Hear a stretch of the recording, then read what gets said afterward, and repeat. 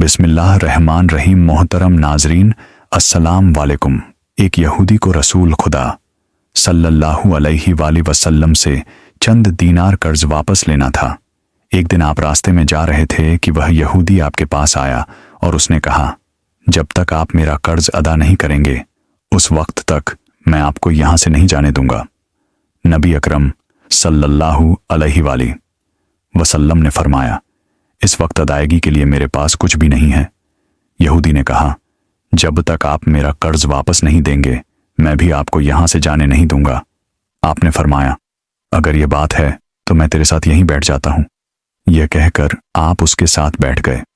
जैसे जैसे वक्त गुजरता गया आपके सहाबा वहां जमा होते गए। जब उन्होंने यहूदी की यह जसारत देखी तो उन्होंने उसको सजा देने का इरादा किया।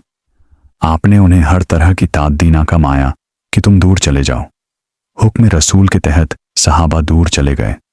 सूरज लम्हा बलम्हा गर्म हो रहा था और उसकी तपस से आपको अजियत पहुंच रही थी, यहां तक कि आपके चेहरा अतहर से पसीना बहने लगा।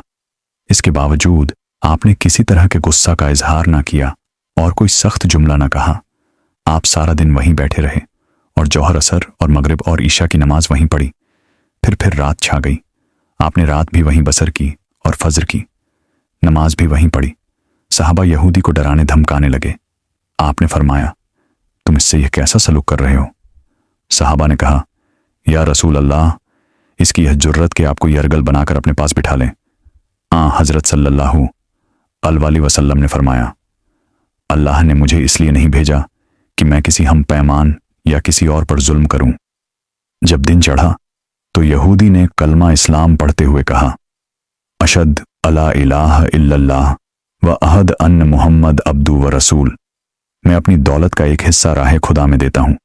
मैंने आपको इसलिए नहीं रोका था कि मैं आपकी तौहीन करूं।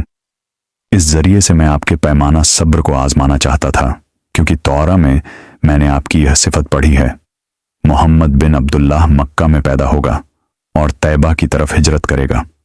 वह तोखू और सख्त मिजाज और बेहुदा गोई करने वाला ना होगा और कोई झूठी बात जुबान से नहीं कहेगा।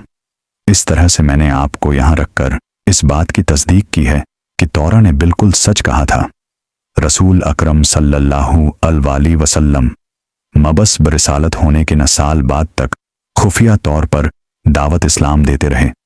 इसके बाद अल्लाह ताला ने आपको हुक्म दिया कि आप खुलकर अल्लाह का पैगाम पहुंचाएं और लोगों को खुदा की तरफ दावत दें।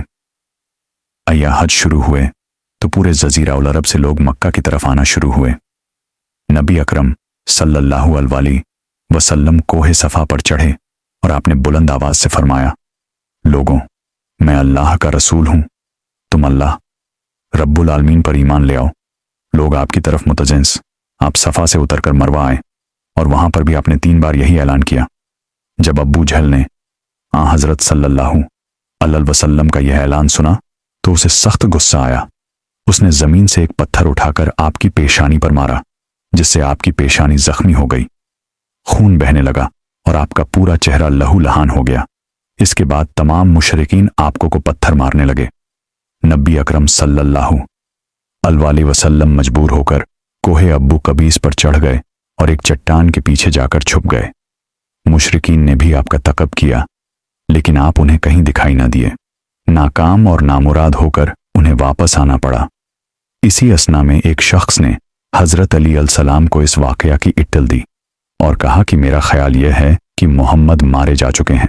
नाज बिल्लाह यह सुनकर हजरत अली अलसलाम को शदीद दुख हुआ और आप उम्मुल मोम हजरत खदीजातुल कुबरा सलामुल्लाह अलैहा के पास आए और उनसे कहा, मैंने सुना है कि मुशरिकीन ने रसूल खुदा सल्लल्लाहु अलैहि वसल्लम पर संगबारी की है और बाज लोगों का यह गुमान है कि नबी अकरम शहीद हो गए हैं। आप रोटी पानी उठाएं और मेरे साथ उन्हें तलाश करने के लिए चलें। मुमकिन है हमें उनका कहीं निशान मिल जाए। आप वादी पर नजर रखें और मैं पहाड़ के दामन में आप सल्लल्लाहु अलैहि वसल्लम को तलाश करता हूं। आप रोते हुए आगे बढ़े और आप कह रहे थे, या रसूल अल्लाह, हमें जवाब दें। आप कहाँ हैं मेरी रूह, आप पर कुर्बान। आप किस वादी में भूखे प्यासे हैं? आपने मुझे अपने साथ क्यों ना लिया था?